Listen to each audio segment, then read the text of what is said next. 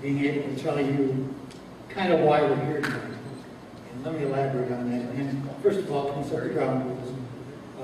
We have a guest speaker who's come from quite a distance. He's a nationally known speaker. He's going to speak. I'm going to do the introduction. After he speaks, and he has a slide presentation, and hopefully that everything's going back there getting his slide presentation ready. Then we'll do a question and answer.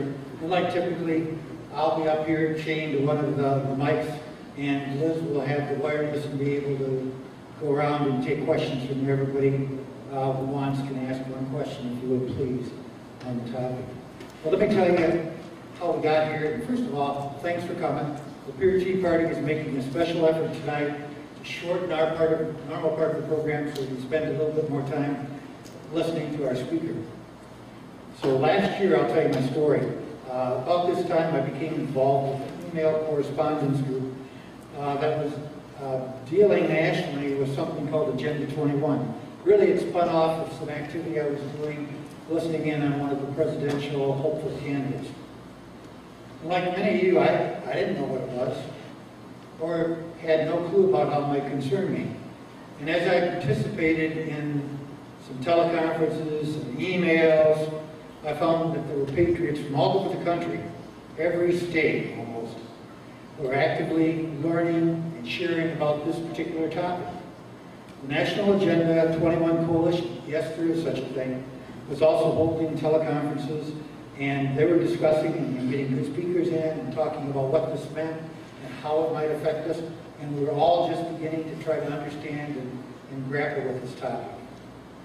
So I gathered some initial knowledge, and I was frankly amazed how broad a scope this had and how it affected so many different people at so many different levels across the country. And I was impressed also with the passion of some of these people who had been in it for a year or two prior to me. And some of the leading groups that were on the teleconference were from California, Texas, Florida. I know something about Florida because we spent several winters there, and we know some of the people that participated. Carolinas, Tennessee, and numerous other states. It's not my purpose to try to explain any of these specifics tonight, nor the total sphere of influence of Agenda 21. Our speaker tonight is very well prepared to do that, and he's going to do a much, much better job, because it is a complicated subject. So, step two, I began to share this information with the directors at first, just some emails, some charts and graphs, we talked about it, some videos, that sort of thing. We all got some level of awareness and curiosity, I guess, if anything else. And after everyone did some basic research, a few months ago, at one of our meetings here, we presented a 14-minute video at a membership meeting, which was called Agenda 21 for public officials. Some of you were here and saw that. We've also shared that by passing on the email with our state senator, our state representative, and the county commissioners from here in Lapeer. What I will say is Agenda 21 typically starts influencing at a local level, whether that's something called public-private partnerships, non-government organizations called NGOs, other means. Agenda 21 is really no stranger across the country to townships, cities, counties, just across the whole country. Tea parties and other conservative organizations have taken on the task of understanding Agenda 21 and educating the public so that they can make up their own mind. There is a national movement on Agenda 21 where opposition has risen in many locations across our land. Tennessee and Florida have passed resolutions in the legislature against Agenda 21. Alabama has actually passed some legislation. Many local cities and counties that were in it have pulled out of these collaborative organizations. The Lapeer County Tea Party Patriots is now bringing this to the public and to you tonight. And we're not taking any formal stance on this other than we want to explore it together. It needs to be a public, communicated, educational effort. And we want you to ask questions and answers and help us all understand a little bit better about the topic. So we encourage you to ask questions after our speaker finishes. We're very fortunate to have Hal Shurtleff here tonight from the New England area. He is a nationally known speaker on Agenda 21. He is married with 5 children, 4 currently homeschooled. He served 9 years in the U.S. Army and Army Reserves, including a stint with the 101st Airborne. Hal is the Northeast Regional Director for the John Birch Society. He has been touring the area, educating communities on UN's program known as the International Council on Local Environmental Initiatives. We call it ICLI. That's what, and Hal go on that. And it's now called, by many people, Local Governments for Sustainability. Hal will describe exactly why this NGO has formed and what goals it has. Hal was born and raised in Boston, Massachusetts. He joined John Birch in 1988. He was appointed Regional Field Director in 2000. He has appeared on a guest on numerous regional and some national radio and cable TV shows throughout the country, and including some stints on C-SPAN. He is a well-sought-after speaker nationally on the topic of Agenda 21. I ask you to give us a warm welcome for Hal Shurtleff.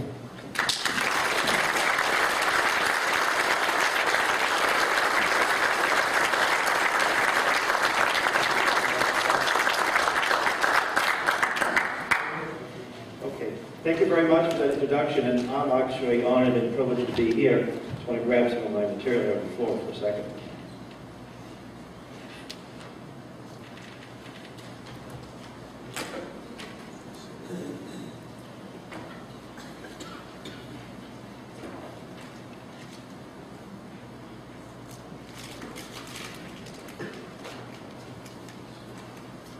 This is about the 70th presentation I've given on the subject since June of last year. And I've spoken the Midwest, mostly the Northeast, and to a lot of crowds, a lot of Tea Party groups. So I'm very, again, once again, very honored and privileged to be here. And last fall, I spoke in New Jersey to several venues. One of them was a comedy club. And one of my wise guy friends said, well, Hal, you gotta tell a joke, you're a comedy club. And I said, well, I love a good joke. I said, but it's a very serious topic, but let me tell a story that's germane to the topic. Well, there was a fellow, was a hermit, lived in the woods, kept to himself for the most part. He seldom went to town, and when he did, he might trade some furs or trade whatever he was raising in his property. One particular very cold and bad winter, he sprained his ankle relatively badly, so he couldn't travel to town. And he was running low on provisions, so what he would do is he would throw out some seed, and whatever showed up, he would shoot away and eat. Well, one particular day, he's got the seed out there, and a spotted owl shows up. And unbeknownst to him, there was a group from one of the nature conservancies, one of these nature groups. And by the way, this does happen. They will actually try to trespass on your land to identify things like vernal pools. Okay, so there's an element of truth to this little joke and story. Anyway, they saw him shoot the spotted owl and immediately reported him to the federal authorities. And within a matter of no time, there's a couple of helicopters, black helicopters, circulating his little cabin, and coming down in the ninja warrior outfits with automatic weapons and surrounded the cabin. And of course, he immediately surrendered. He was a very peaceful man. He wasn't like Ted Kaczynski, you know, the man, the Unabomber. He wasn't of that mindset. And he was being brought in front of this federal judge for violating the Endangered Species Act. And this man had no money, he had very little friends. So he decided to throw himself at the mercy of the court, and with extenuating circumstances. So here's this black-robed judge looking sternly at this poor guy with a bad ankle, and he says, you are being accused of violating the Endangered Species Act. How do you plead? He says, well, Your Honor, I'm guilty. There are extenuating circumstances, but I am guilty. Well, the judge was a little overcome. He said, you know, I've been on the bench for over 30 years, and nobody has ever pled guilty in my court. I'm very impressed. So I'm going to be lenient with you. I'm going to give you a 10-year suspended sentence and a $100,000 fine. But if I ever see you in front, and by the way, some of these fines they do are very stern. I mean, a lot worse than that, but you hear some stories about this. If you ever come to my court again, I'm going to throw the book at you. "Oh, Your Honor." He's bowing to him, thanking him for his mercy. He's walking, sort of limping out to the back door. The judge says, "I have one more question for you." He said, "Yes, Your Honor. I'm curious, what does a spotted owl taste like?" "Well, Your Honor, it tastes like a combination between a bald eagle and a condor." Anyway, before I begin the presentation, I just want to mention I had some recommended reading and a few things. Our president, John McManus, a mentor of mine, will be speaking in Troy, Michigan in September 18th. Who's controlling American policy? How did Obama get here?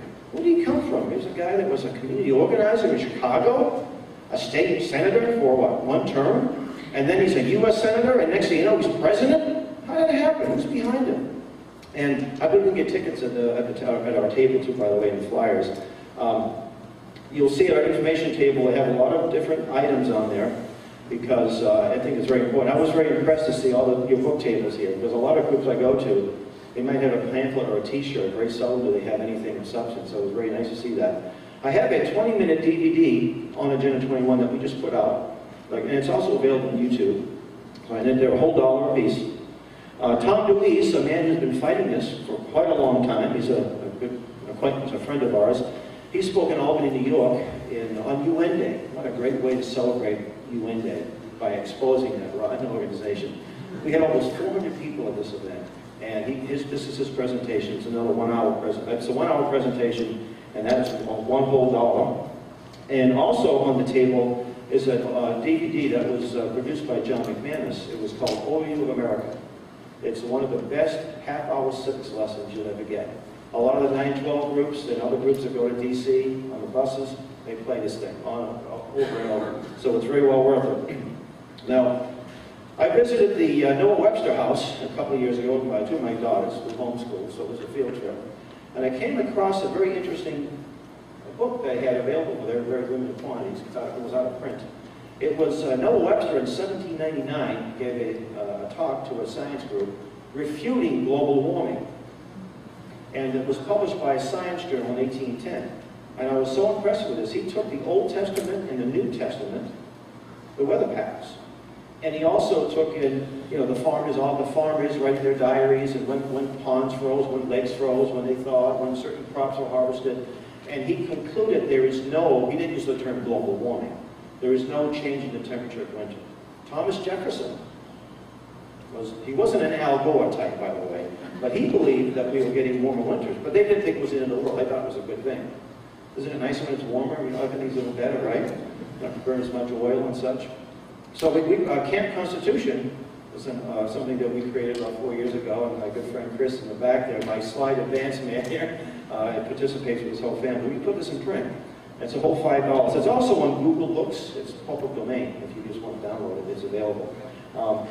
There is a little booklet on Agenda 21 for $2 whole. This is also available in PDF format. It's a nice little thumbnail sketch of what Agenda 21 is. We have a reprint from the New American Magazine, which is an affiliate of the John Birch Society. And you can take one as a complimentary copy, but more than one, 2 for $1, and a package of 25 for $8, because we're activists. I probably personally handed these to state houses and in about maybe 10 states, and city halls, and town halls, and county halls. I'd say about 3,000, maybe 4,000 in the last year and a half or so. And along with others, I'm sorry, not just about myself, but other folks too. This is also available in PDF format, and a little truth can go a long way. This reprint has opened up many, many eyes of people, so I highly recommend it. There is a few books, there's one book that doesn't mention Agenda 21, but it talks about an organization that's pushing things like this. It's called the Shadows of Power. It deals with council and foreign relations. If you're not familiar with this group, you should be, because these are the bad ones. We say they. These are the folks that they created the UN back in 1945, okay? And they're a very influential group. There's about 400 of them in the Obama administration. And not on the table, but a book that I highly recommend is a book called Power Hungry. There's an excellent 5-minute video. It's called The Green Jobs Answer Man. It's sort of a spoof. You can find it on YouTube. And they recommend this book, so I bought it. And this gives you all kinds of background information on on the energy, the contrast between coal and wind and nuclear and all these kinds of things, and how inefficient and how really unsustainable solar power and wind power are. They had a chart in this book about energy usage. The last 10 years or so, the United States has used about 1.5 less energy. Now, to me, that's not a good sign. A sign of a strong country and a healthy country means you're using more energy. You need to use it more efficiently. I'm not arguing that point. Usually when you're using less, you're in a recession, okay? And people who are into this, a lot of decent people, by the way, are in the environmental movement. I'm not saying that I don't want to dare suggest that they're all bad and have a hidden agenda. They don't. Most of them are good people. They've just been hoodwinked with misinformation. So they would think, this is great, we're saving the planet. They don't tell you that Brazil, Communist China, and India have about doubled their use of power. And most of their electricity or the power is coal and oil. And did you know about what? Most of Europe is generated by nuclear energy, over 50% of it, right? Well, we haven't had a new plant in about 20 plus years. So it's a very important book, Power Hungry by Robert Bryce, so I recommend that. And when people say, oh, the detractors, you see, there's a lot of media coverage of this issue. A lot of it negative from what we call the managed media. There's an article in the Boston Globe on this Agenda 21. Oh, it was just, it meant nothing, you know. That was a 20-year-old document. It really had no teeth. It just, nothing to worry about. Well, read what Agenda 21 is. This is a synopsis of the 1,000-plus, 40-chapter UN document, Agenda 21. And when Tom Dewey spoke, he said, folks, Obamacare is in this. And sure enough, it's in there, right? Almost all the policies of even in our military is now becoming sustainable and going green, you see. It's all in there, and I'll discuss what the editor said of this book. So this is available on Amazon for about $4 or $5, very short money, so it's important. You can also download the whole thing. It's available in a PDF format. You know, if you've got about 3 days or 4 days with nothing to do, but you should at least be familiar with it and be able to discuss it. Okay, with that, I want to just get into the presentation here. Sustainable development is the term, it's sort of a buzzword. And I want to define that term, if it can be defined, because at this recent Rio conference, we had a reporter there, and nobody seemed to be able to define it to the public. But the term here I have up here, it says that the thrust of Agenda 21 is to transform traditional individual property rights into collective property rights. And it's based upon the premise that government planning should replace the Western understanding of private property and stewardship. Sustainable development, the official term, the term you see in their publications, is that we need to be able to meet the needs, not wants, desires, but needs of this present generation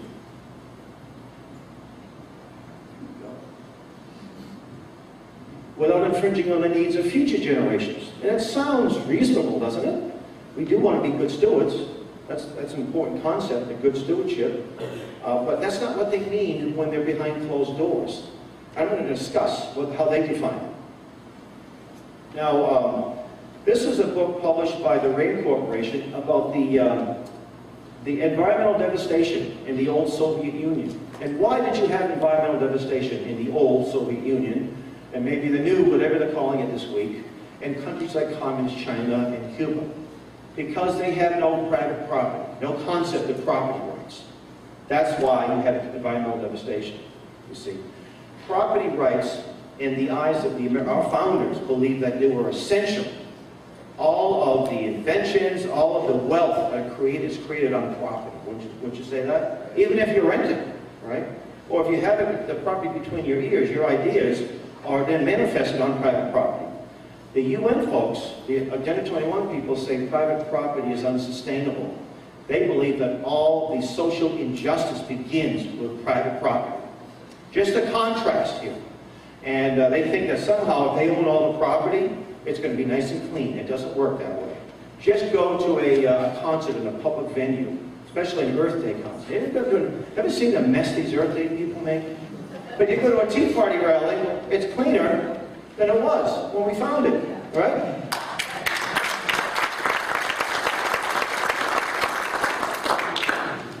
Okay, we're missing a slide here, the green economy.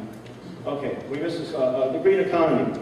Now, President Obama, one of his campaign notions that we're going to revive our economy through green jobs. What in the world is a green job? I mean, if I own a business and I'm in a recession, I'm going to maximize my stuff. I'm not going to waste things. You know, that's good business sense. You know, we're Yankees. I'm a cheap Yankee, you see. Not cheap, wise, right? Frugal, as the Scots say, right? I don't need the UN to tell me to turn my thermostat down, right? I don't need the UN to tell me I should recycle. And sometimes recycling, by the way, takes more energy to recycle. Sometimes it's a waste. And, you know, but we feel good when we do it. We feel good, okay? Now here is solar energy, right? I remember seeing a bumper sticker many years ago. Solar's all right, but nukes do it all night. Solar panels, first off, you need the sun, right? Would that be, I don't have to be a scientist to say that. You need sun. And the sun has a tendency to set at night. And that green job answer, and they said it was probably a Republican plot, you know, the sun goes down and the wind stops blowing, you know. A Tea Party plot against the green. Anyway, it would take thousands of acres of solar panels to heat a mid-sized city. And you still need backup, right? Very inefficient. And by the way, when you put solar panels in a field, it artificially raises the temperature. You know, land use issues, right? They're like I say, very inefficient. Most of them are made in communist China. Isn't that interesting, right? They have to be cleaned on a regular basis, and they catch fire. So if you bought some and put them on your house and you paid for it, that's great. Becoming really energy independent is a good thing.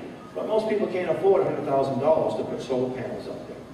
And a lot of these are subsidized. If something has to be subsidized by the government, it's not very efficient, is it? I mean, you think the gas station down the street is subsidized by the government? No. They're taxed by the government, but not subsidized. How about wind? Now here's a picture of an illustration of a wind technology. There is nothing, this is old technology. And it has some applications. You know, there's some of these windmills that go back many. I took a visit to Henry Ford, the Greenfield Village, and it was a windmill that was probably 80 years old. And you see some of these in farms, paid for by the private sector. But the windmills today, yeah, here's a picture from a magazine of a windmill. They don't show you these things. The average windmill like this, or turbine, about 40 stories high, is about $1.5 million. Tons of concrete are needed to set them in. Okay, you have to clear the land, so in many cases. If you put one on top of a mountainside or a hillside, you have to build access roads, not just for a little car or a hiking trail, for cranes. So you've got to deforest, do a lot of deforesting. Interesting that if you try to put a hiking trail up a little hill in your home, oh, they'll fight you tooth and nail. But, oh, we're going to put a wind turbine. Oh, why didn't you say so, right? Subsidized, almost all of them are subsidized by the federal government, state governments. You get tax credits, right, for these kinds of things. It's about maybe 30% reliable. And then you have to have backup generators. I just got an article this morning that there was a big fire at a turbine, wind turbine in Hawaii. The storage batteries, the backup batteries they use, caught fire, you see. To give you an illustration, Manhattan, New York City, the 5 boroughs, 365 square miles, right? There's about maybe 9 million people there, maybe a little more, a little less than 5 boroughs. In order to generate enough electricity just for Queens, maybe not even all, Queens is about 2 million, right? I've got a lot of friends in that area. You have to get wind turbines 50 stories high to cover could cover the Bronx, pretty much, and a chunk of Manhattan, to give you an illustration of how inefficient this is. The largest plant, wind turbine, I call them farms. I've never seen them grow and harvest, but it makes it sound a little more innocuous. Oh, farms. See? The largest one is in Roscoe, Texas, 100,000 acres. It's cost $1 billion, and most of it is subsidized. Even T. Boone Pickens has been a big advocate of alternative energy. He ain't so much an advocate anymore. You know, the bottom line. Okay, so again, if it could be done through the private sector, and funded by the private sector, that's wonderful. This is not the wave of the future. It's a wave of the past. Okay. Now, I tell people, my late mother I didn't realize it, but she was an early global greenie. Why is that? Because she had something called a solar dryer, a clothesline. Now, clotheslines do have their applications, right? But you get rainy weather, you get snow, they freeze up, you have to put them downstairs in the basement, and it doesn't really work that well. But sometimes in the year, and I guarantee you, when I visit these wealthy towns that belong to promoting Agenda 21, I don't see any clotheslines. I see three-car garages, by the way, very unsustainable, right? Now, it's important to get to our nation's organic documents. And in order to talk about Agenda 21, I've got to talk a little bit about the parent organization. Now, how many in this room have read the Constitution of the United States? I would say everybody, right? And we probably have, it was written in English. Some of the words might be archaic, but it's easily defined. A well-regulated militia doesn't need a bunch of laws. It means you know how that unit knows how to march and how to fire that weapon. That's what it means, right? How about the UN Charter? Who has read the UN Charter? Just a few of you, right? Well, if we're going to buy into Agenda 21, we should know the document that's going to rule our country. But most people have never read it. These two are diametrically opposite each other. This document on the left protects God-given or natural rights. And that gives us. So we really don't have a First Amendment right, do we? Or a Second Amendment right. We have a right protected by the Second Amendment, or protected by the First Amendment. Can you imagine the men at Lexington Green? Well, we really can't own these muskets because the British said, drop your muskets and go home. Oh no, we don't have a Second Amendment. We really can't be here. No, we have a God-given right to defend ourselves, a life, liberty, and property. We don't need that. We have that written down. We write it down because we say the government can't mess with us. It's really a list of negative things the government cannot do when you look at the Bill of Rights. On the right-hand side, the UN Charter, it says it gives rights, if not the Charter itself, the numerous documents that have come out of the UN, like the International Covenant on Civil and Political Rights. In that document, you have the right to freely travel, the right to religion, freedom of speech, freedom of association, and even the right to a vacation, right? Isn't that wonderful? How can you be against that? Well, the next paragraph qualifies all those rights out of existence. George Orwell would have blushed. He probably did when he read this thing, okay? There's another document that came out in 1848. It was called the Communist Manifesto. Who has read the Communist Manifesto? All of you should be familiar with this. For a communist document, it's not that long. You know, most documents today from socialist governments are like 1,000 pages or more, right? And they're just getting warmed up. Well, there are 10 basic planks in the Communist Manifesto. And what's the first one? The abolition of property. That would be private property. That is Agenda 21 in a nutshell. If someone give me a soundbite, identify Agenda 21 in a half a sentence, that will be it. The abolition of private property. How about income tax in the Communist Manifesto? Industrial armies. Remember Obama was talking about we need to have a civilian force as powerful as the U.S. military? That's in the Communist Manifesto. I think Obama is very familiar with this. Okay? So there's a lot more, but also Karl Marx was against homeschooling. He was against the institution of marriage. And he said, communism abolishes all eternal truths. Okay, so here is the building, the headquarters of the United Nations, or as we call it, the house that Hiss built. And I got a chance to visit that place. It wasn't. Now, who was Hiss? Somebody had to write the UN Charter, didn't it? Didn't they? It didn't just evolve. It had to be written. Well, Algy Hiss was the man, the principal architect of the UN Charter. Well, who was this guy? How many people have heard of Algy Hiss? A few, right? A few. What's that? Oh, there's a great book written by Whittaker Chambers called Witness. You can probably get it on Amazon for a penny plus postage.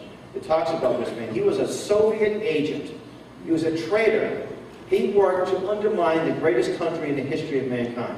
This is man. And where was he from? Was he from some kind of troubled, grinding poverty in the inner city that maybe he can be justified in his attitudes? No. He was a man of privilege. He went to Columbia University, where he became a communist and the agent of Joseph Stalin. He was found guilty of perjury. because 7 years had elapsed, so he couldn't be tried for treason. He was a top advisor to Franklin Delano Roosevelt at Yalta. Sometimes you might see the picture of him behind Stalin and Roosevelt. I know what he said to Roosevelt. Give Uncle Joe everything. And he certainly did. And that's another topic. Now, many of us, since the beginning of the UN, have been told that the UN is mankind's last and best hope for peace.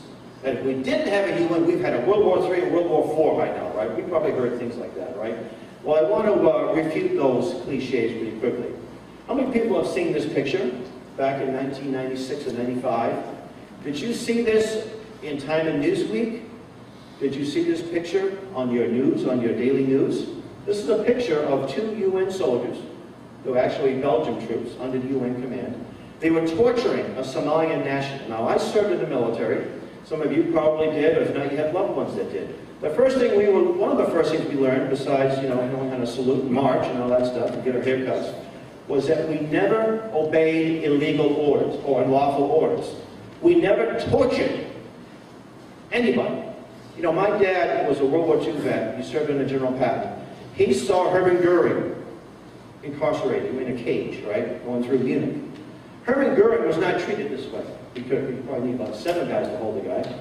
He was a top Nazi war criminal, and they didn't torture him like this. But here's a Somalian nationalist tortured. And it was, by the way, it was the Village Voice, a very liberal newspaper that brought this story. Gatanga was called the Belgian Congo. This was in the early 60s. The UN troops went in there, mostly white soldiers, in this black province, right? The black leader of Gatanga was a Christian, pro-Western, loved the free market system, and Katanga had a small but growing middle class, had blacks, Jews, Christians, Muslims, everyone lived in peace, but they had uranium there too. And that was the reason why the UN went in, bombed hospitals, raped, murdered, destroyed radio stations, and it's an interesting story. And how many people have heard this story before? Yeah. How come you don't hear this on your UN, when you have your UN model, UN programs at your schools? I actually knew a man that was part of this mission. He was flying in supplies. He had no idea what was going on. He was just doing his duty as an airman. He found out 20 years later what was going on. He was disgusted and horrified by it. Here is a more recent example of the UN in action. Here's another civilian, and a UN soldier is putting a gun to his head. And I have to imagine that he was surrounded by other soldiers with guns to his head as well. And here's an important book. It was published by a liberal professor, University of Hawaii. I think it was in the late 90s. Death by Government. He said that more people have been murdered by their governments in peacetime in the 20th century than all of the wars of the 20th century. And I will add that most of these nations are in good standing at the UN. Okay? He didn't put that in there, but I'm putting it in there. Okay? Here's another book written by a British journalist who happens to be liberal, The Lords of Poverty.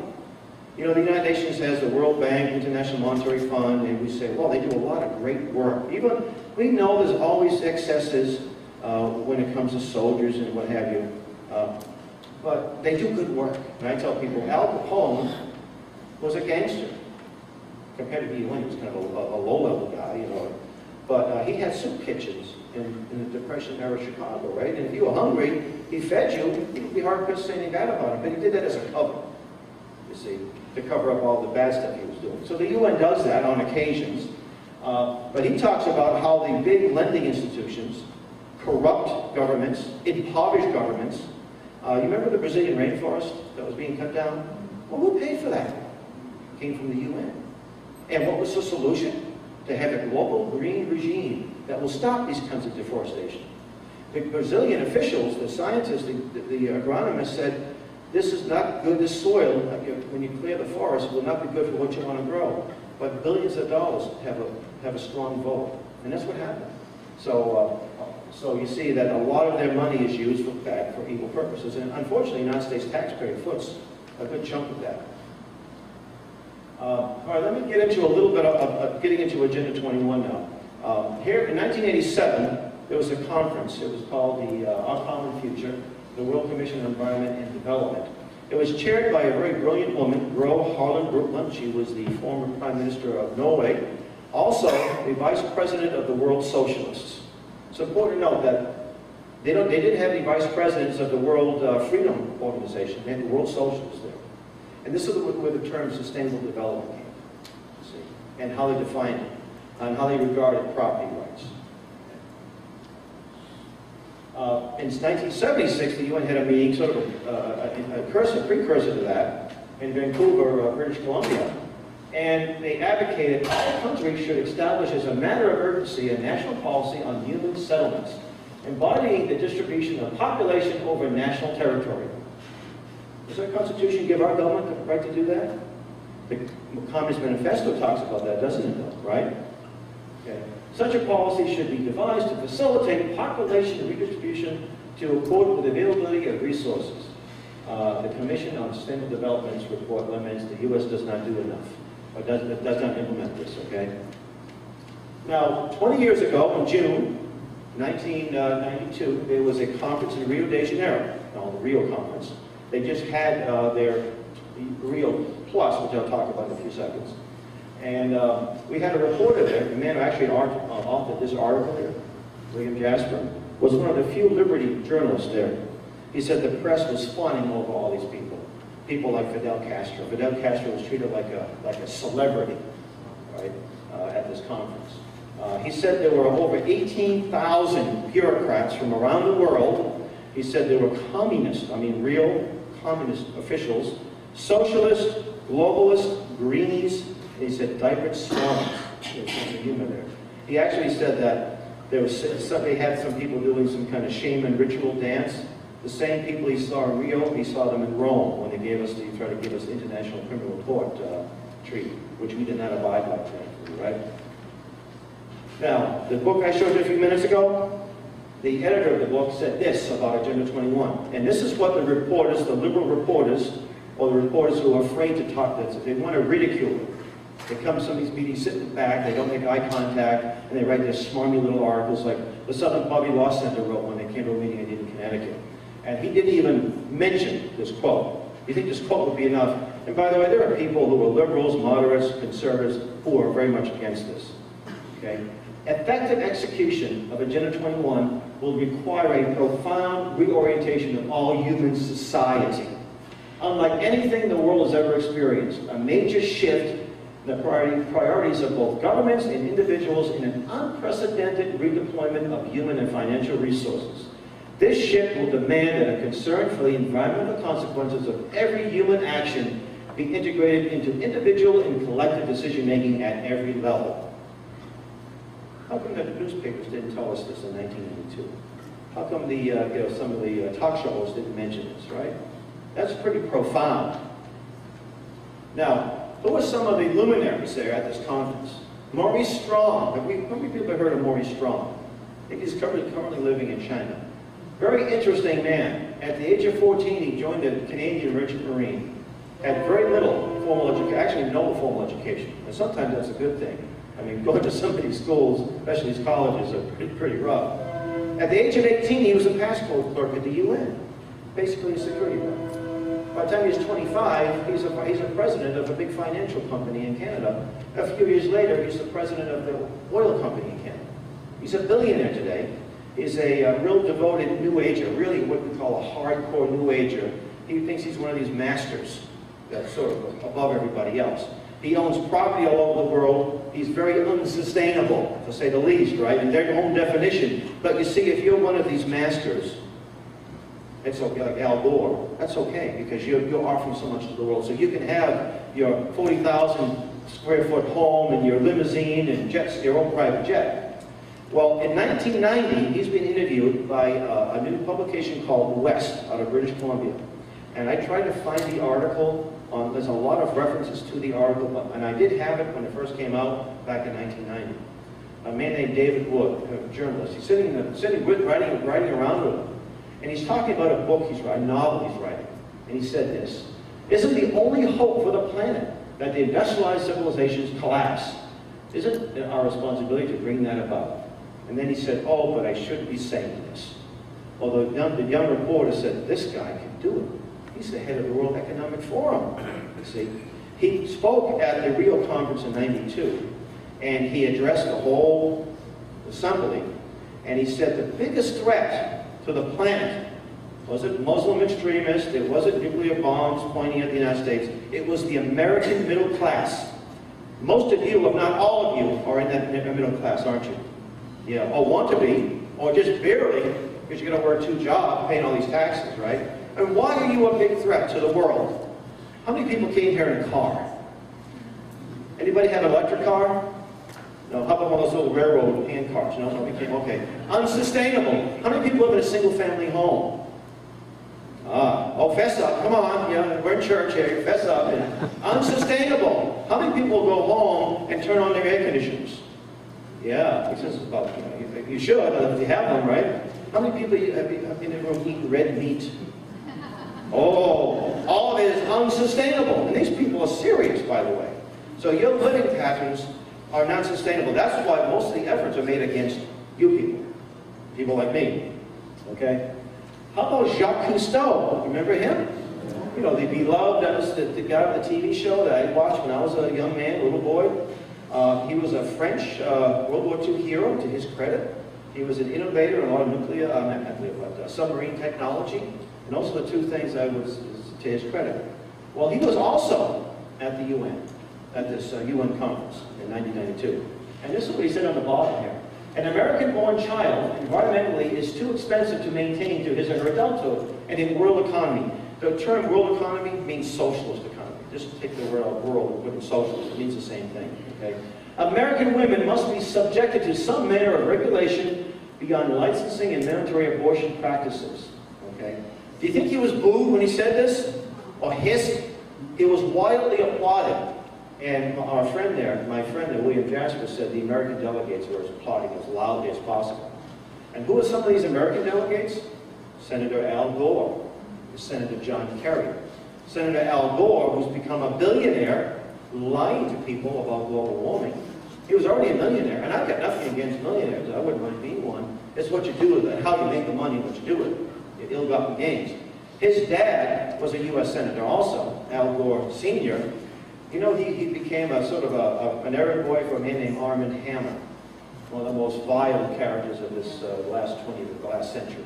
I won't go into him too much, but he made the money in oil, on the internal combustion engine, or what have you, and now they want to destroy, now they want to stop using it, okay? And John Kerry, John Kerry, who's another very wealthy elitist, skull and bonesman, you know, he has a yacht. How many people here have a yacht? Now, a yacht, I think, is over 35 feet, right? I had an 18-foot Pan Am when it goes back 1950s vintage when I first, so that doesn't qualify. He's so conscious of the environment that he, and wants to, he believes in a high tax base, to pay all this wonderful socialism, but he registers his boat in another state. It's too expensive in Massachusetts to register it, right? And he also lives a very unsustainable life. He and his wife have a townhouse in Boston's Beacon Hill, right on the near the state capitol. There's a fire hydrant in front. They had to have it removed because it wasn't aesthetically pleasing. Yeah, that's the kind of, now, Jacques Cousteau, 7 months prior to the Rio conference, the quote up at the top, but you can find this all over the internet. You can find it in PDF. He was interviewed in UNESCO. UNESCO is the United Nations Education, Science, Cultural Organization. He said, "One American tires the earth much more than 20 Bangladeshis. World population must be stabilized, and to do that we must eliminate 350,000 people per day." He wanted to say, it's a terrible thing to say, but it's worse not to say it, right? Do the math. 350,000 times 10. You know, now you're treading on Hitler, right? You see what I mean? So these people, and he was widely applauded, you see, about that. And they never volunteer themselves. It's always somebody else. And by the way, if you looked at Agenda 21, they used the term, the document, reproductive health. That's a buzzword for abortion. Enforced abortions. In China, they have a 1 child per couple. You have to get permission to have more than one. They're having social consequences because of that. Because they'll abort a female baby, right? Because a boy baby in their culture tends to be more productive towards them. There are consequences to all of these actions. And by the way, our population in the world is stabilizing. It's been stabilizing since about 1973. The United States, if it wasn't for massive immigration, we would be having a very declining birth rate. and most of Western Europe has a declining birth rate. So, you know, and our Earth could probably have another, you know, we've seen that you can put everybody in the planet in Texas and have plenty of room left over. So we don't have too many people. We have too much socialism strangling the productivity of our country. So, Japan is one of the most densely populated countries in the world. We have no trouble feeding their people. Bangladesh and some of these third world countries are not densely populated, but have trouble feeding their people. Now, in the heels or in the wake of this meeting in Rio, there were about 5 or 6 things that came out of it. One of them was the Biodiversity Treaty, which I'll talk about in a few minutes. Another one was the Global Warming Protocol, which was passed by our Congress. But thankfully, the Kyoto Treaty was rejected because, folks, there is no man-made global warming. That's a myth. Hopefully most of you know that. Even though it's 100 degrees, or it was 100 degrees, or 90 degrees, guess what? It's August, and we're in Michigan. It's hot in August. Europe had the coldest winter in years. Did you hear about that? Yeah. You probably didn't hear about it by these people promoting global warming. Okay? So George Bush, H.W. Bush, the Republican conservative, right, Mr. No New Taxes, signed Agenda 21. Now, he was a Yale graduate. He was a director of the CIA. Do you think he knew a little bit about the history of the UN? I hope he did, because I got a degree from a junior college, and I know, so he should know. Okay? You remember that infamous speech he gave in front of a joint session in Congress on the wake of the Iraq War? He said, what we have here is a chance of this new world order. A real hope, as that UN is envisioned by its founders. That woke up a lot of folks back then. But sometimes people go back to sleep. So he signed it, and it wasn't a treaty, and it wasn't law. It was what they call soft law. Here's the stuff, and we're going to just, your country can take it, your town can take it, and do it your best to implement it, right? And that's what happened. He dedicated every branch of the federal government to promote Agenda 21. Okay? Bill Clinton took office in 1993. Big supporter of Agenda 21. He was the one that created the Presidential Office of Sustainability. And he hired he had a panel of experts or advisors, and he gave the American Planning Association $1 million+ to come up with a plan to implement it around the country.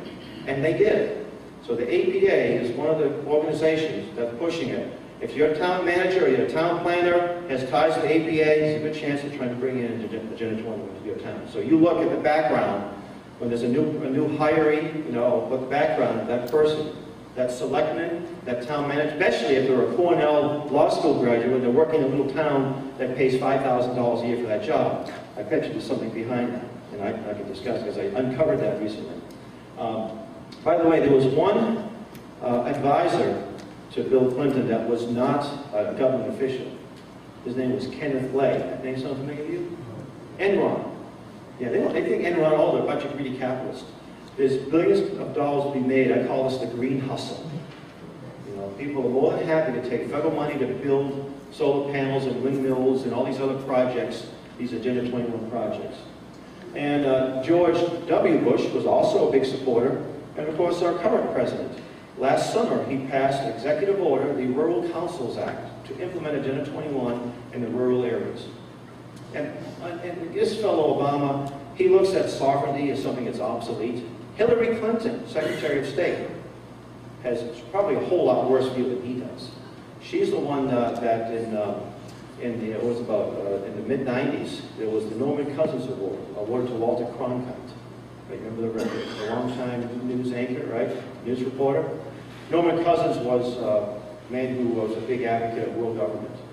And she did a little video clip commending Walter Cronkite for getting this award. So that shows you her mindset. You can find this, by the way, on YouTube. This clip said, put Hillary Clinton, world government, or it will come right out. Walter Cronkite, Hillary Clinton, you'll see it. So this is the evidence when people say, oh, those are conspiracy theories. I wish they were just theories, but we could prove it. Now, this man here, J. Gary Lawrence, was an advisor to Bill Clinton. He's very much, today, still very much involved in this Agenda 21. This is his quote. He spoke to a group in England. This is a whole worldwide project, not just in the United States, by the way. And he said, participating in a UN-advocated planning process would very likely bring out many of the conspiracy-fixated groups and individuals in our society, and I wonder why. This segment of the society who fear one world government and a UN invasion of the United States through which our individual freedom would be stripped away would actively work to defeat any elected official who joined the conspiracy. So let's call up process to something else, such as comprehensive planning, growth management, or smart growth. Today, they're actually changing these terms because these terms have become controversial. Now, interesting that he basically said, folks, we have to lie and deceive people. We can't tell them the truth. Let's lie to them. And that's what they're doing, with a straight face. Okay? Now, he talked about a UN invasion of the United States. I know back in the 90s, there was a lot of militia groups that were popping up. They were concerned about, we don't need UN troops to come in here to implement the agenda. It's coming in. Who's bringing it in? It's our neighbors. It's people, maybe even people in our own church that have bought into this idea, that have not respected the Constitution, been told it's obsolete, right? Maybe the woman that babysat you when she was a teenager, she's now a select woman, right? She's bringing it in because she thinks it's a good thing. I run into these people all the time. So we don't need UN troops. They don't need UN troops to come into your town, into your city. This is sort of a, what do you call it, straw man, to ridicule your position, right? It's being brought in by people in this country. Was it Abraham Lincoln that said that he doesn't, no army can ever take a drink out of the Ohio? He said, but if our country does go down, it'll be done, I'm paraphrasing, it'll be done eternally. Okay. This is the Biodiversity Treaty. Now, Dr. Michael Kaufman, who's a friend of mine, I've known him since 94, 95, he came to our camp program and gave a wonderful presentation. He and about 3 others stopped the Biodiversity Treaty an hour before it was supposed to be debated, right? An hour, and it probably would have passed. And what he did was he had trouble getting a copy of the treaty. He went to a UN entity in Switzerland. They thought he was a good guy, so they gave him a copy of it. And he had 3 or 4 other people, go over it. He said they sent out 5,000 faxes to people around the country. That was before email was big, right? And he gets a call from the Senate switchboard. Stop it. What do you mean stop it? They said the phones are down. And he said, well, how does that happen? We get over 1 million phone calls, everything dies, the switchboard goes off. For 3 days, they got those phones were down. And they were able to get the information to the senators, and he prepared this map based on the treaty. And that's why the treaty was killed. But this map is being implemented as we speak, without a treaty. And let me quickly, and it's not the most clearest resolution. You can find a clearer resolution. Some of the material I have has a copy of it. The red would be off limits to people. And this maybe your guy like Maurice Strong and Al Gore, you have access to it. The yellow would be buffer zones, sort of highly regulated, very limited activity. And you can't see it too well, but you see where you see black spots, it would be the, what we call the smart growth, stack them and pack them areas, very densely populated areas where the economic activity is done. And of course, you're going to see a much smaller population. Now, this is a 100-year plan. This is something that's going to be done in one election cycle. So keep that in mind. People say, oh, that's ridiculous. That's never going to happen. Well, you've heard of national corridors or biospheres? Yeah. Yeah. UN biospheres. The UN has identified. They've identified parks. And you go to some of these parks and see UN biosphere. You go to Independence Hall. Could you just imagine the UN has declared that a World Heritage Site? That's outrageous. So, again, you can find this. Now, if I was a advocate of Agenda 21 and I was giving you a workshop here, how to implement it in your community, I would say, okay, after listening to me for half a day or a day or so, I want to show you a picture. And here's a picture on the left. I want you to tell me what's wrong with this picture. And some of you have been paying attention and say, well, you see a lot of single-family homes, unsustainable. I see driveways, which means automobiles, unsustainable. Backyards, which means lawnmowers and barbecues, unsustainable. The EPA does not like lawnmowers and barbecues, by the way. And they want to shut down some coal plants. They're planning to shut down about, what, a dozen or more coal plants in the next 6 months. Okay. Then you see roads. Well, roads aren't good either, because roads bring cars, you see. And also, single-family home means you can have more room to buy stuff. Unsustainable things, like appliances, right, that wash clothes, because you'll have more than, most middle-class people have more than just one pair of clothes, one set of clothes, right? Now, what's the solution to this? And on the right would be is a picture of a stack of and pack. This is actually in Portland, Oregon, where they've really gone into the smart growth in a big way.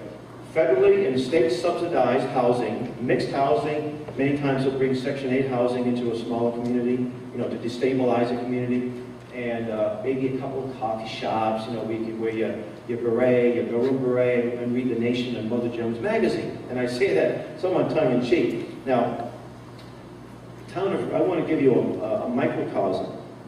The town of Ringe is a town that my family goes back to the 1700s. It's where we have our camp program. It's a beautiful town, 6,000 population. It's in southwestern New Hampshire. It's not, it's very beautiful, ponds and lakes there. Not very well populated, and that's the way people like it. And it goes back, the people in Ringe answered the Lexington alarm, and the militia marched off. It's a very proud history, right? I was in the town, and I delivered some of this information to the selectmen, and I found this. I think it was sort of divine. I found this: defining a town center, Plan New Hampshire. You probably have something very similar to it in your state. Okay, it was called the Ridge Charette, and the foundation for shaping the built environment and visioning for sustainable development, right? For sustainable communities. So the term charrette is a French word meaning brainstorming session. The term visionary session got too controversial, so we had to change it a little bit. So back in January, they got to this charrette, these people who get government grants that come in and have facilitators. And the people in Ringe, not all of them, but some of the select ones, some of the progressive types, sat in this meeting. And they said, what do you want to see with Ringe? What do you want to do with Ringe? And they had all these wonderful ideas. And then they make recommendations. These recommendations they make for the same recommendations all over the country. They may localize it. There's a crossroads, 119 and 202, two roads. There's a few businesses, there's a Walmart, and when they build in Ringe, they put the wall, so it's not clear cut, it's very nice, you think you're still in the woods, you see. They want to turn this into a smart growth zone. They don't tell you that they want to start land conservation restrictions and easements and so forth, and they plan on voting on this. Well, I got wind of this, and I put information on their Facebook page, and all of the bad guys came out. One of the ladies on there, they called me off. They didn't refute anything I said about this. And I dare suggest, who's making money from this? Then I'm called a liar. I'm making wild accusations. I simply said, questions should be asked. So what does Shakespeare say? Methinks thou doth protesteth too much. I think it was Shakespeare. So, and I just want to thank this group for giving me these wonderful opportunities to expose these people. And as a result of these Facebook postings, I've got a lot of landowners in Ringe that are fighting this for the first time. They didn't even know what this was, you see. And I wouldn't be surprised if some of the people that backed this had no idea what Agenda 21 was until they heard from me. So anyway, this is very important how it's going to be done locally. Now, I was in the town of the city of Nashua, New Hampshire, which is an Ickley town. I'll talk about Ickley in a few minutes. And I went to the city hall looking for evidence, some hard evidence. And I couldn't really find, I found evidence of a green team. When they bring in Ickley, they have what they call a green team. They might hire high schoolers or college people, or they get grants to go around and helping people to be green. They'll come into your business, they'll actually report on your carbon footprint is what they do. But it's supposed to be all for our own good. Well, I went to this storefront. It was called Renaissance Downtowns, and take note of this because they could be operating here in Michigan. It's a Long Island, New York-based organization that actually comes into your city or your town and advocates Agenda 21. They never use the term, right? Well, I walked into the storefront with my trusty camera, and I saw these big maps of Nashua. Nashua was about maybe 60,000 people, maybe less than that. It's a nice little piece of beer. They call it a boutique city. See, isn't that nice little flowery term? And it's very close to the Massachusetts border. And I took a picture of this easel here. What is smart growth? That's the buzzword. And I said, okay, this is the organization that's pushing it in this state, or in this town, the Renaissance Downtowns. And the nice young lady that, said, what can I do to help you? She said, can I take pictures? Oh, all you want. I said, have you ever heard of Agenda 21? No, I've never heard of it. And I believe her. And I invited her to our presentation. We had it about a month later. And that was some of the early opposition to it. And since then, the New Hampshire legislators actually got resolutions to kick out Agenda 21. Haven't passed yet, but we're working on it. See? Now, another thing you have to be look out for are things called benefit corporations. This is a new layer of law. If a state becomes a benefit corporation state, then they will certify companies that are green, from a Kool-Aid stand to a contractor. And those benefit companies get special privileges to give the contracts to build the green schools, the green buildings, and so forth. And if you go to benefitcorporation.net, that's their website, they advocate people to turn your state into a benefit state. And you get about 7 or 8 of them. Virginia, Hawaii, California, Vermont. New York had it, and I think there was some controversy over the legality, so I don't think it's on the back burner. Pennsylvania, and I think it's pending in Michigan, if I'm not mistaken. So I'll double check on that. But go to their website. But it was pending in a couple of states. I know Pennsylvania. So we have to make sure that when we passed in New Jersey, we had a lot of success to get Agenda 20. We got resolutions and counties kicked it out, and then they passed this thing unanimously. So it's almost like you cut out one bad cancerous tumor, but you got a couple growing here too, because if you don't know they're there. So benefit corporations are another thing you need to be looking for.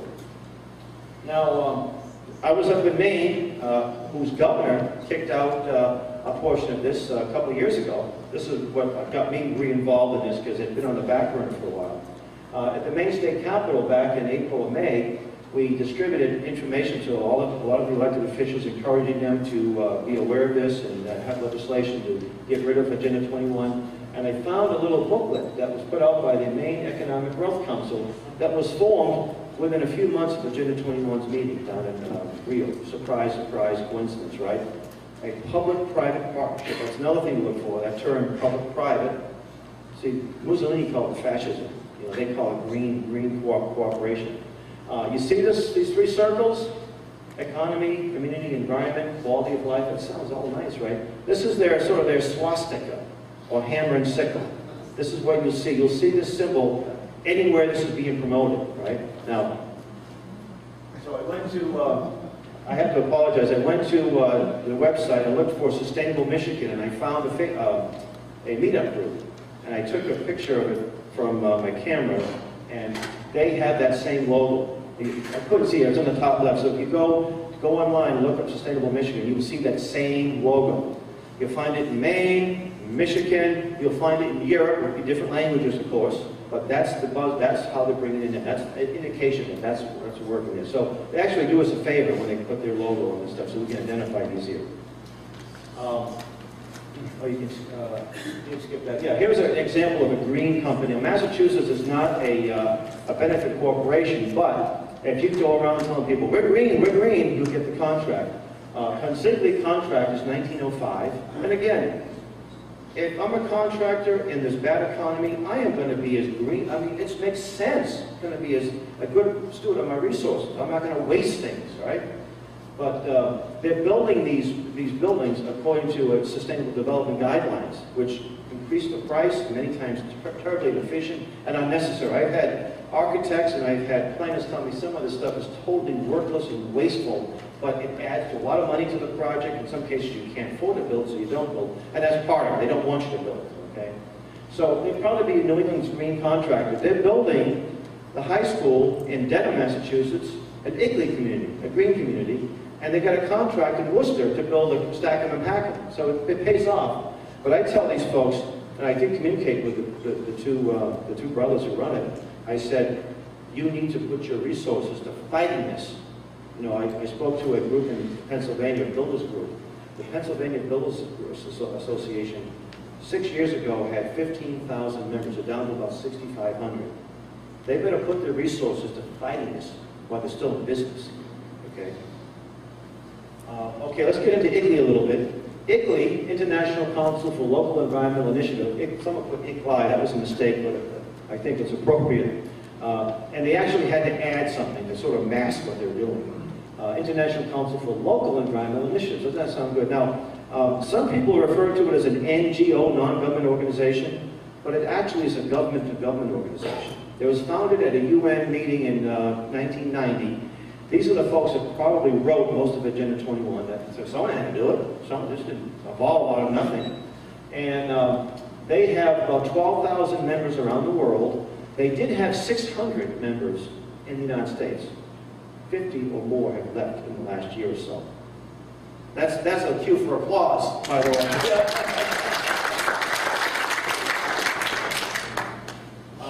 This is the head, the president. He's a Canadian, David Cadman. And our reporter on the scene in Rio just interviewed him, but we have it on a video clip. Very interesting.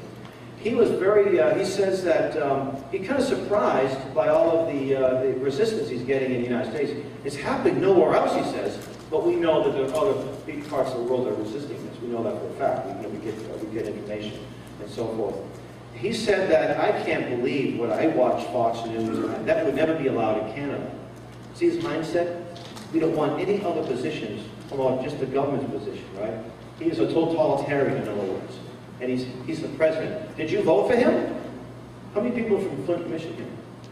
And Flint belongs to Ickley. Did you vote for this guy? Okay. How about the General Secretary? They love the term General Secretary. Conrad Otto Zimmerman. You see his background? Anything about limited government, Constitution? It's all about big government, planning, and so forth.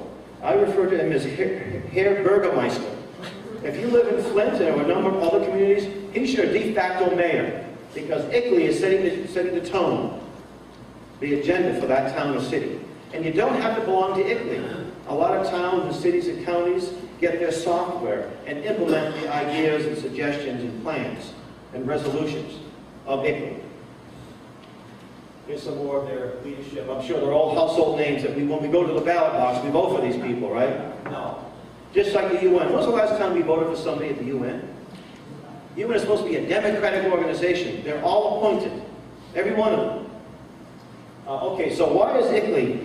Well, so what if somebody joins an environmental organization? What's the big deal? Well, first off, it's an international organization. Government to government. There's a pesky little thing called the U.S. Constitution. It always gets in the way, you see. Article 1, Section 10 says that states cannot confederate. If the state of Michigan cannot confederate, that means join other organizations.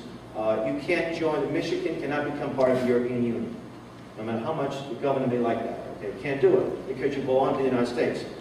And if they can't join the European Union, then the subdivisions called counties and towns and cities cannot join an international organization. And they have about, I think you got about 7 or 8 at least, that are formally joined here in Michigan. Okay. Also, Article 4, Section 4, says that every state is guaranteed a what kind of government?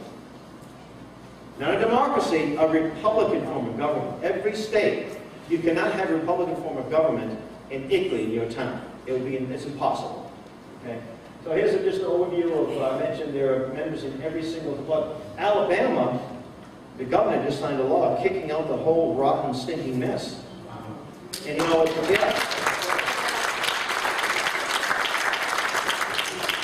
There we go. Here we got Michigan. Ann Arbor, Dearborn, Flint, Grand Rapids, Traverse City, and Washington County. There may be others, and I would say that if you know people, and I visited, we went to Ann Arbor, Dearborn, and Grand Rapids last April with information on this. But we need to keep, if you live in these towns, and have people that belong and live in these towns, please let them know about this, about Ickley, and get the information off to them as quickly as you can. Go to the Facebook. Every town in the city has almost everyone has a Facebook. Post this information. Like that video you mentioned,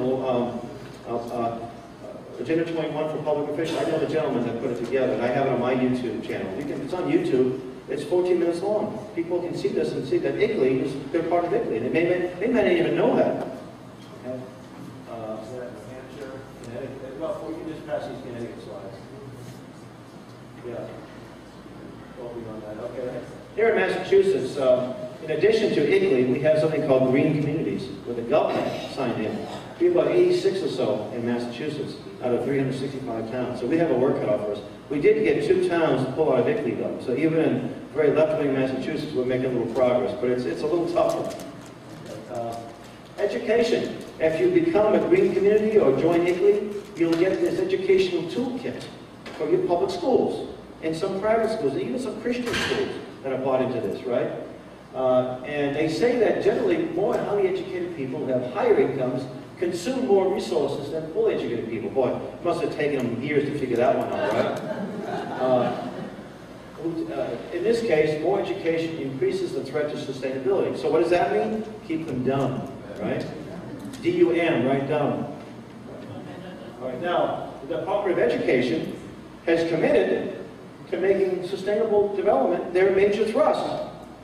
So when we have people graduating who can't read because of the look-safe method of reading they use, right? An interesting little aside here. Back in the late 70s, Congressman Ron Paul submitted a bill to rename the Department of Education, Department of Public Education. What's the acronym? D-O-P-E, dope. It did not pass, unfortunately.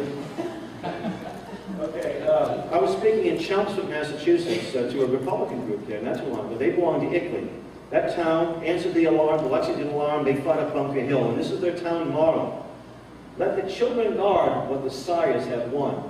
And I said, there was a selectman that did not like me being there, by the way. Most people are very receptive. I said, you haven't done this. You haven't protected what the sires have won. You let the founders down of your town because you joined Ickley. Yeah, these are, look for maps in your town, and you look at, some of the maps will say potential vernal pool and potential conservation areas. And this is what they do. Let's say you have a farm, 20 acres, or a house with 10 and 5 acres. They say, look, you like the view of the hillside, or the field, or the river, and if you buy into this new zoning plan, you have nothing to worry about. There won't be any Walmarts, there won't be any new housing developments. You're all set.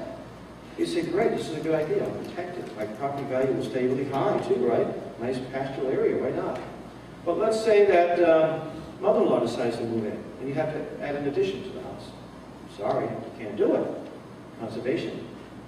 What if you have a little pool that's a little body of water that's wet 2 months out of the year? That's a vernal pool, 100-yard buffer zone, you see? What if you have a river or a stream that comes through the area? Oh, now you're in big trouble. What about you have certain trees that you can't cut down anymore, right? Your property value goes up. You have a smart growth zone where all the economic activity is. That's where the wealth of that town will be. You live in a conservation area. You can't build. You may not even be able to farm because certain farming is unsustainable, according to their definition. So your property value goes down, then you sell it. Who buys it? Who's the one of the Buffett is one of the guys buying all these foreclosed homes, right? This multi-millionaire leftist, right? Or maybe a local land trust will buy it.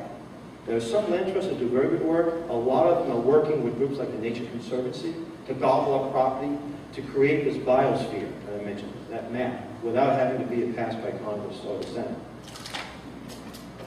So look in your town, you might see evidence. I go through I take pictures of all these. Here's a light bulb, for example. This was an example of Agenda 21 in action. 3 years ago, Congress passed a law banning the incandescent light, right? By next year, they won't be able to be manufactured. Can you imagine the audacity? Our free market said, look, we have 2 types of light bulbs. We have this new light bulb that compact fluorescent, well, it's not new. It's $6 or $7. It contains mercury, so if you break it, you're going to call a hazmat team. It costs you $1,000, but it's going to last you about 6 months longer. You make that choice. That's what the free market's about. Not anymore. And Congress tried to repeal that last year. You should see how good Congressman voted. All of our congressmen in Massachusetts who just love the middle class voted against it. You see. And they could say we're a free country. The town of Dedham, a lot of states and federal entities are actually coming into towns. They have full-time people to do nothing but promote this. And they paint a flowery picture and will give you money. Town of Dedham is an example of a microcosm of Agenda 21 town. A lady was hired, an environmental scientist, a lady with a degree. There's nothing worse and more dangerous than a leftist activist with a little power, a little authority, with a badge. You know? And when they hire these people, they're not hiring people off the street who know some skills and work with a computer. They're hiring hardcore activists working to undermine your property rights. They probably come out of UMass Amherst, University of Michigan, some environmental law school, where they work very hard to go against your property, right? Well, this young lady, she brought Ickley into town. She forms an environmental advisory group, and they get grants, they get state money, they get federal money. And if the town of Dedham can get money to put solar panels on their school, why can't every school in the whole world, right? That little essay by Davy Crockett, Not Yours to Give, is something that's timeless too. Okay, Dedham, I live right next to Dedham, it abuts Boston, and this is the oldest canal in the country, and we found a lot of litter. So we, right-wing John Birch's, we created a free market environmental cleanup to get some attention. We did. We got some good media attention. And we cleaned up this mess. We had a few families from Dedham and my family. We cleaned this up pretty nicely. We thought that this was such a environmental sensitive town, how come they're not cleaning it up? They really don't care. They really, a lot of them, I mean some of them do, but if they really cared, this would have been pristine. There would have been trout jumping out of the stream, right? But it's all about, a lot of it's about a power grab, and that's important to point out. Yeah, just keep on some evidence here. I just want to keep going just for time's sake. Yeah. And a lot of it, by the way, the basis is global warming, you know, what you mentioned earlier. Here, let's stop here. This was, I was in Indianapolis. I gave some presentations in India, but last summer I'm in downtown Indianapolis. You know, the Bible Belt, people say, you guys are crazy back in the Northeast. We don't have these problems. This young lady was passing out a little table like this, passing out these coloring books for children. Air Schmear, and it said, from the office, the Indianapolis Office of Sustainability. So right in Indianapolis, they're pushing it. Okay. I was in Columbus, Ohio, and they said the same thing. They didn't know there was something called Sustainable Columbus. Working very hard to implement it in Columbus. Rhode Island, I spoke in Rhode Island not too long ago, and they had something called Sustainable Rhode Island. And I tell people they had a 10-year head start, or 11-year head start. And Rhode Island is the smallest state. It's got like 1,500 square miles. That's of the size of maybe your county, right? If that. They've got 50 land trusts in that little state, right? Working against the interests. And I know some fishermen in that state that are having all kinds of problems. And I said, oh, this is a blank slide. That's what's going to look. That's what Rhode Island's going to look like if Agenda 21 is successful. Here's an example of the U.S. Post Office. Even the Post Office is pushing. Green mail, right on the right. Plant trees. Adjust the thermostat. I need the government to tell me to adjust my thermostat, right? How about you? I'm not stupid. Just like I need to wash your hands after you use the bathroom. Oh, if it weren't for that, no, I would never wash my hands, right? Use public transportation. It should say, if you dare, right? Or if you're packing, but they don't want you to have a gun either, right? Or plant trees. Now, I planted a peach tree this spring. I love planting trees. If I live in a Stackham-and-Packham housing, I have no yard. I can't plant anything, right? Maybe a little pot on my window, you know, a pot of geraniums, right? And here's Horton, you know, Walt Disney. I'm sorry, Dr. Seuss. They're in it too. This is designed to give to children. I picked this up in a little town north of Boston, in Igglytown, and somebody said to me, oh, I'm in Pennsylvania. I started my town hall too, right? Yeah, Horton, here's a who. Horton and Al Gore now working together, collaborating.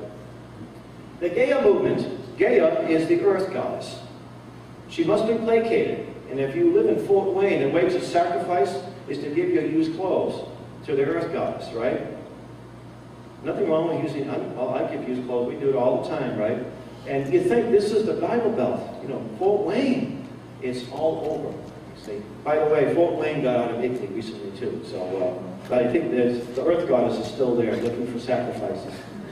I guess it's better than, you know, human beings, I suppose, at least for the time being.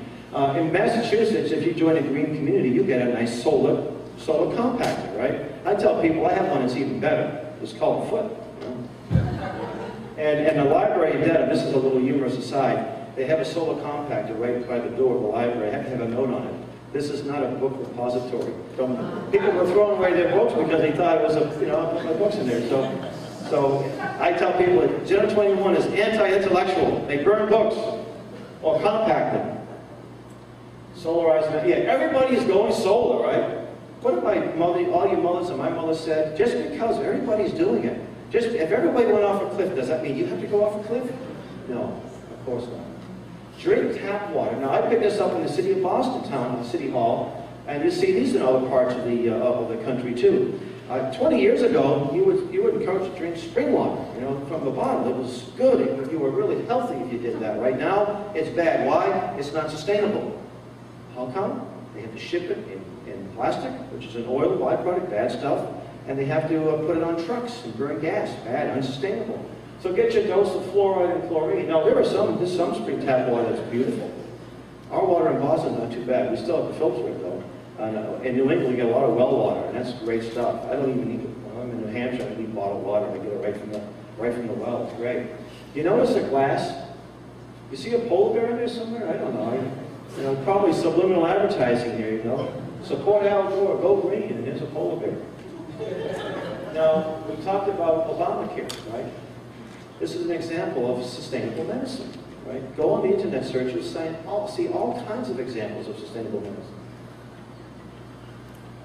Sustainable agriculture. Now, we have a population of almost 300 million, maybe a little more, a little less, somewhere around there.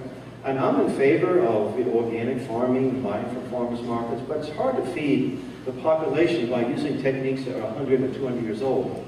They actually have courses at some of these colleges, how to use oxen, how to be sustainable farming. And a lot of these land trusts, when they buy a farm, they say, oh, we're going to keep farming. They'll have conservation restrictions and no tractors, you see. Now, a friend of mine is a town manager, a town environmental officer, a free market guy. He told me what's happening in his town, in Ware, Massachusetts. I mentioned NGOs, non-government organizations. An NGO is sometimes a generic term, but in order to be one, you have to be certified by the UN. You have to promote the ideals enshrined in the UN Charter, you see. And Nature Conservancy, the current president, this fellow here, Mark Tursak, right? Just a coincidence that he's a member of the Council on Foreign Relations, right? Coincidence. And he's also from the Goldman Sachs banking community. If the carbon tax credit was passed by Congress, who would be selling the tax credits? Goldman Sachs. So there's lots of money to be made in green. These people are saving the world and they're just doing it all for altruistic reasons. No, they're making lots of money off it. And they're making money off of our freedom, by the way. We're losing our freedom. Now here's the Nature Conservancy. Empower women. Well, wait a minute now, you're supposed to protect the environment and keep the forest, the land that should be developed and make it nice and pristine.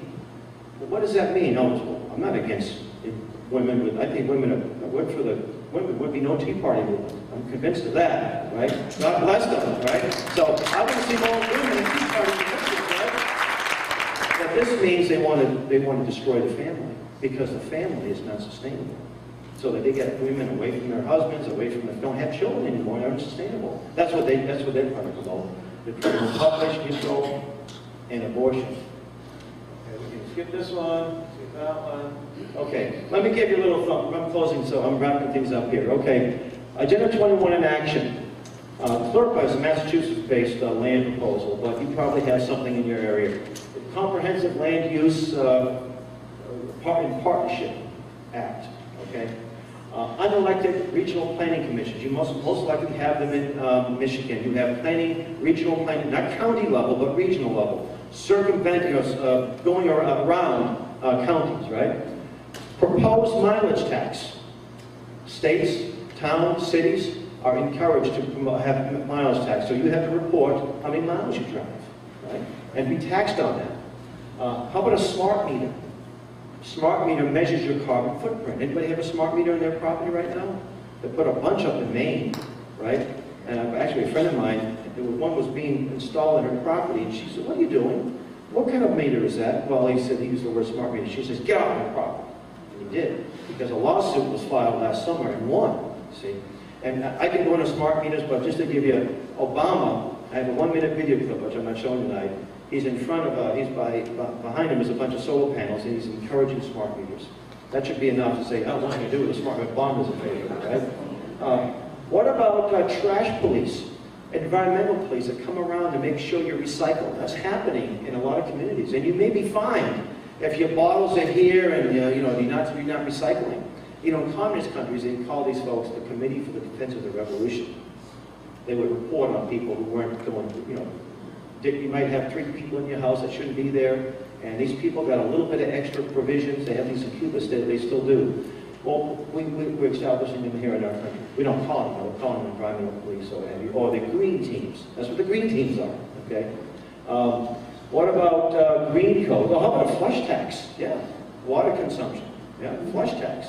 I had a guy from the Water and Sewer Commission gave me it was a little plastic that you put in the tank. It was supposed to save water.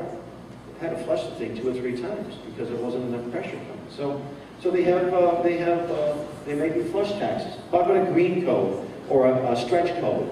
These would be, if your town or county implements this Agenda 21, they're going to make it awfully difficult for you to build. They're going to have regulations and restrictions. They may close a road. I met a gentleman in New Hampshire not too long ago. He said that they want to close a road that has where his timber lot is located. He said, how am I going to get my land? And the selectman said, I want to ride my horse on that road. I want to close it. It wasn't closed, by the way. Manufacturing gone. Idling laws. In Massachusetts, we can't idle more than 5 minutes, so we get fined. It's not enforced much, but it can be. Many other states have done the same thing. Property taxes increase, rent increases. We lose our sovereignty at all levels. Our town, our county, our city, our state. And this stuff is being pushed in every single school to a fare thee well. They don't teach the Constitution. They don't teach about limited government and freedom, but they tell you it to be sustainable, right? And it's bad science. It's really unsustainable. Their sustainability is really unsustainable, and it's deadly. What to do about it? That's my little signal to advance, by the way. First off, there's been a lot of successes. I could spend hours, and I won't, but just a couple of minutes. Towns and counties have kicked out ICLEI all over the place, right? Alabama, the whole state kicked it out. Resolutions are popping up all over the place in towns, cities, and states. That's why the managed media is going after, and mostly Tea Parties, too. They're the ones that are behind this ridiculous notion of a human conspiracy. The Republican National Committee passed a resolution in January against it. So if you get a Republican person that, oh, I don't want to go into that. Well, the National Committee sponsored a resolution against Agenda 21, so you should get with it, you see. Jump on the bandwagon, you see.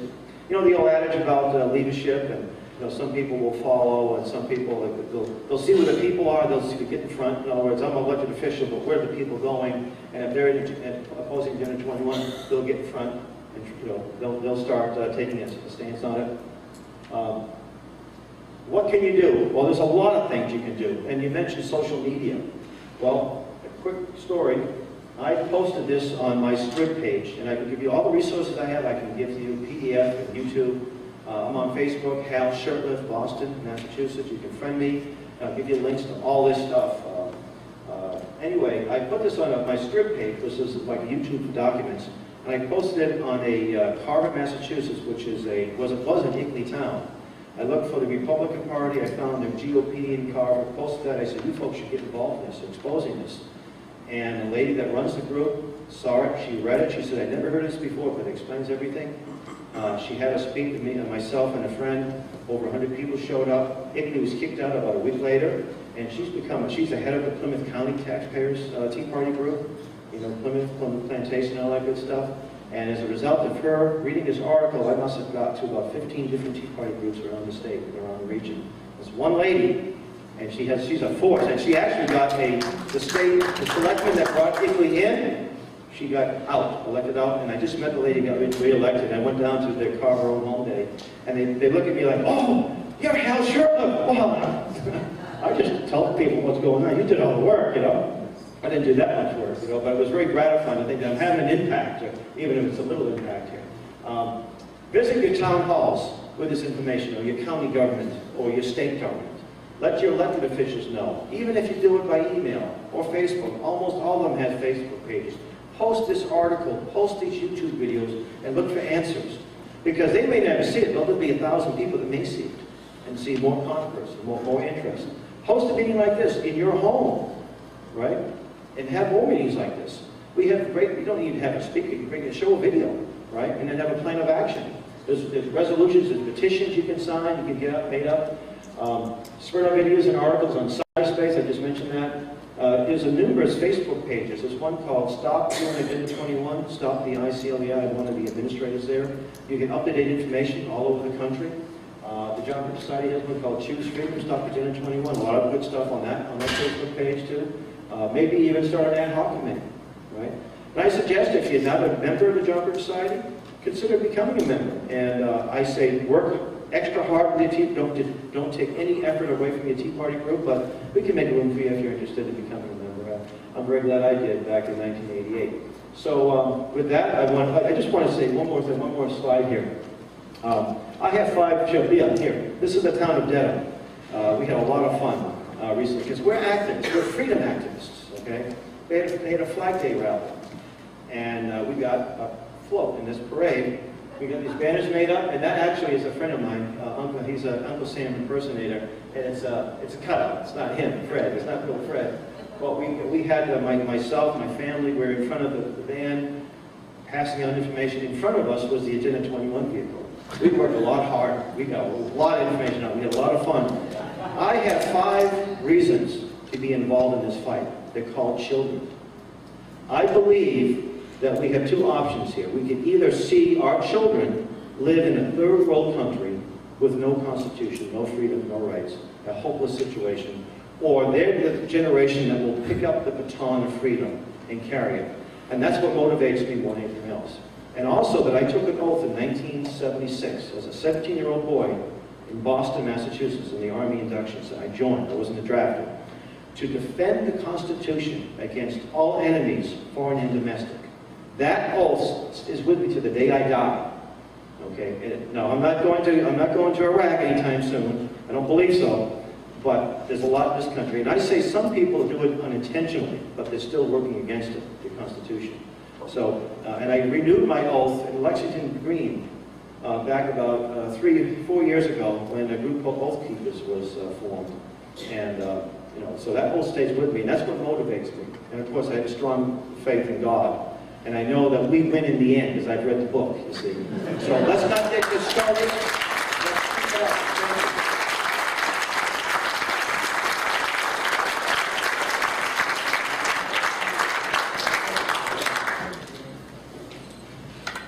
Okay, first of all, thank you for listening. We're going to do a question and answer period. Liz, are you out there with the mic? Okay. What we ask for you to do, if you're anywhere up near front, come see me, ask the questions, and otherwise, if you're towards the back, hold up your hand, and Liz will come and get you. I want to thank Hal for doing this. I'm sure you understand why we didn't even dream of trying to start this ourselves. So, having said that, do we have questions? Who's ready? Yeah, please go ahead. Of these smart towns actually I don't know offhand. Some of them are being implemented in a gradual thing. I know Portland, Oregon is probably the worst example. San Francisco, California was ground zero, but I don't have a specific number. I'd say hundreds, to some extent. I guess the next question's here. We had a I-69 interlocal agreement put through here several months ago, and pretty much everything you're saying in Agenda 21 falls in line with that agreement. Apparently they're establishing a corporation that will make decisions over our government officials, elected officials. What's it called? I-69 interlocal agreement. Oh, okay. Okay. And I just want to make people aware that that's why St. Clair County tried to fight it. And we had a petition drive, and we were turned down, saying that people didn't have the right to vote. So you need to be aware of that. Okay, that's, yeah, I know that the Trans-Texas corridor that was defeated to some extent. I mean, it's still on the burner, but that was another thing. This North American Union is also part of Agenda 21, even if you don't see the terminology. Question over here. You didn't say anything about it, but how involved are the unions in this? Are they behind it? Well, or are they against? They should be against it. They And, should be. I don't think there are any unions that are actively opposing Agenda 21. They're probably getting some contracts of, the companies that are building the green projects may be hiring unions as well. Only if they're green, though. So, The union has to be green to be getting those green contracts. well, the companies that hire the union, yes. So, but I would look at the union websites and see if they said sustainable development. And I'm not suggesting that all of them are in the tank, so to speak. But of course, we know that they tend to support very liberal and far-left candidates that are pushing this. But keep in mind, it was a Republican that gave us Agenda 21, and lots of Republicans, they're making money off it. In Massachusetts, one of our top Republican Party officials, we've exposed it, we found the documents. where he's pushing it. He used the word Agenda 21 in the literature too.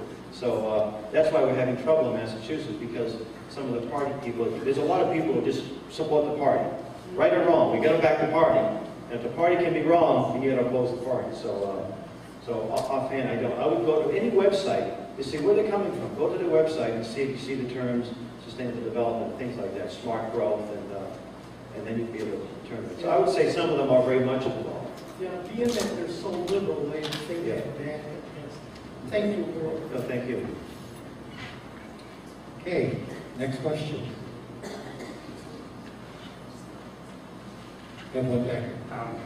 Yes, what Iowa State Legislature for Michigan, I'm the state rep for this area of Lapeer County. We've got resolutions there now in regards to agriculture in Agenda 21, and my committee that we're going to be taking up soon. How can we educate the legislature? What did they do in the state of, wherever you said you had already passed the answer? We actually had a table. Our organization had a table at their state convention. Their not political party. It was just a state committee. We had a table there, and it had a lot of elected officials come over and thank us for being there. And as a result of that, they actually read the stuff too, or watched the DVDs, not just having it. You have to read it, right? Now they're asking us to testify at their hearings. And that took maybe a few months. Well, we have a lot of patriots in the Hampton legislature, and they've actually, one of them came to our presentation last year, and in the heels of that, she submitted a resolution, and now they want to get a law passed. So it's a process, but I would say that get the information. There's so much, we got some here. You can read prints of articles, of DVDs, and say you need to read this, and then they would be more apt to support or co-sign this legislation. Well, the word is getting out there. It's getting out around the state. We've got a conservative group in the House right now in the state legislature. So, but I guess a sample resolution of what you've done in the other states might be helpful to us at this point in time to get the issue. We have all this in various formats. So just give me your business card. You can have mine, and whatever resources we can give to you, or whatever help we have, we're there. That's what we're doing. So now this is no longer my assigned territory, but I can be convinced to come back out here, if necessary. There's a lot of other people that do a phenomenal job. Dr. Michael Kaufman, for example, up in Bangor, Maine, he could do a 4 or 5 day presentation on this, and you don't get bored. He's really good and thorough. So that's really neat what just happened, because this is exactly why we have these forums, is so that we can connect the legislatures with the information and the people. It's really good. I would recommend pick a day when they're in session that will be there, and visit Lansing, and go down there, have press conferences, go down there and meet your legislators. And if you can't go down to this, we're going on to DC a lot, right? And that's all well and good. What about our own state capitals, right? And what about our own town halls? Because a lot of us can implement it locally. So the idea is to kill it locally, and kill it statewide, and kill it federally. So these are the 3 things. But we should have maybe we go to a town hall and have an Occupy Town Hall, right? And freedom advocates, Occupy Town Hall, and get this thing out. Hey, Hal.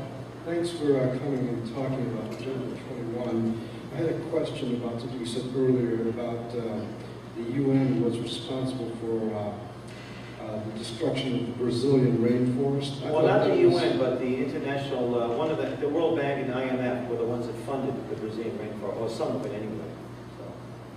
The IMF? International Monetary Fund, which is sort of a subdivision of the UN. Okay. So they were funded by the UN to destroy the Brazilian rainforest. Yes. Well, they were trying to use it for farmland. See, I always thought that the destruction of the Brazilian rainforest was by the evil Western capitalists with South American business ties. That's all they wanted to do was just destroy things, yeah. And by the way, Dr. Kaufman is a real environmental scientist. He said sometimes clear cutting is the best thing we do. And he took when he came to our camp, he took us on a little nature walk, and he showed examples of the new species that come through, because the seeds are there. Some of these seeds last 100 years, but they have Canada, they can't grow. I'm not suggesting we clear cut, but he said that some cases it's good. In a managed forest, like a managed garden, is the best way to present it. You get a forest that's off limits. You can have forest fires. That's why we have these big fires in the western part of the country. They're not managed forests. And I had one more question about the windmills. You said that we needed to build a 50-story windmill covering the entire Bronx and part of Manhattan Yeah, to just sustain Queens. Yeah, Okay, yes. that's what I thought. Yes. Yeah, it's not a very good source. But I have energy. Ma'am, I'll come to you here. Yeah, well, the Green Jobs Answer Man is a great little, it's put out by the Manhattan Institute, and you can find it on YouTube. Watch that, there's a lot of good facts there. In this book I mentioned, Power Hungry, it goes into the ratios of energy that's needed for all things like that. Very good. Hi, about those wind turbines. I ran into a guy that came over and he put 60 of them up north. Really, yeah. And really told him to his face I was really not crazy about the wind turbine. Yeah. That I was more for the gas, the natural The gas pipeline. Well, the second thing I heard over the news today that some big investor went and bought billions and billions of dilapidated homes in downtown Detroit. Warren Buffett, is that Warren Buffett? I don't know. Well, I know that he has announced that he's buying a lot of these. Yeah, right. Okay, last thing. I have property up north on Lake Huron. I don't understand why we are drinking that water, and we in Lapeer here know where the pipe comes from Port Huron straight down Bowers Road and into Flint. The Great Lakes are going to hell, and they're doing nothing about it. Well, I'm convinced that some of these folks really don't care. They're not really, if they can destroy the whole country to get their Agenda 21, they'll do that. So, See, what you're saying really scares me. Well, it should. That there's so many people out there that just don't care or realize or understand what is going on. I think most people just aren't informed. I don't think they're consciously advocating the destruction of our country. They just bought a lie, and they think it's the truth. And that's what they're promoting, so. Thank you. Okay, any other questions? Okay, what we'd like to do is, once again, thank Hal for coming. He did a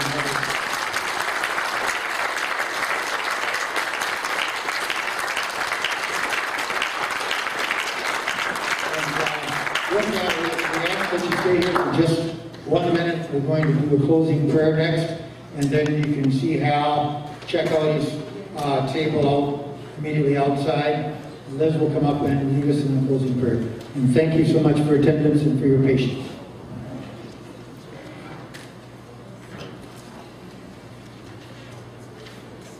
After hearing all that, it's got a lot to pray about. Because I don't know that we can fight this on our own strength. And the human spirit is very strong. So let's ask for God's help now. Will you bow your heads with me? This is from Reverend Jerry Creel, and this was a prayer that he opened Congress with. O Lord God, I pray that we can take a moment to acknowledge that there is one that is greater than all the governments and power of man. Thou art worthy to receive glory, honor, and power. Lord, as you guide the course of all creation and the events of mankind throughout history, may we willingly be in submission to your mighty hand. Fill us with love, joy, peace, long-suffering, gentleness, goodness, faith, meekness, and temperance. Lord, raise up leaders here that you can show yourself strong in the behalf of them whose heart is perfect toward you. Give us your wisdom to solve our problems. Give us your power to overcome our enemies. Give us your passion to meet people's needs. In the name of my Lord and Savior Jesus Christ, who gives me freedom from the bondage of sin, and liberty to stand for what is right, and the reason to live. Amen. Amen. We'll see you next month.